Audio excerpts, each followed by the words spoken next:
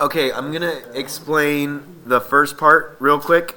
WY, that's this entire length. For parallelograms, and this is a parallelogram because it tells you, for parallelograms, the diagonals bisect each other, which means those are congruent. So you can set up an equation, 4n minus 6 equals 3n. Once you find n, you can plug it into one of these. Actually, you could plug it into both and add them together. Or you could just plug it into one of them and times it by 2 afterwards. Then you'll get the whole WY. So that's for part A. For part B, let's write some stuff down. So they tell us that WQX is 107 degrees. So they tell us that. That's good. And then we can figure out this angle, which is XQY, because they form a straight angle.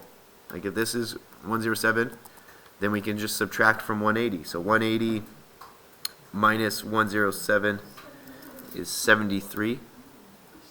So then we get this to be 73 degrees. And our whole, like the whole purpose of this is to try and find QYX. QYX, that's this angle that I'm looking for. Actually, here, that angle. So I have a triangle. One angle I can figure this one out. This is a parallelogram, which means those sides are parallel, and that creates alternate interior angles. So this would be 30 degrees, because this is 30 degrees. And we can do it the other way too. This would also be 20, but we don't actually need this. Or sorry, 22. This would be 22 degrees. We don't need that. Are there any questions on why this is 30?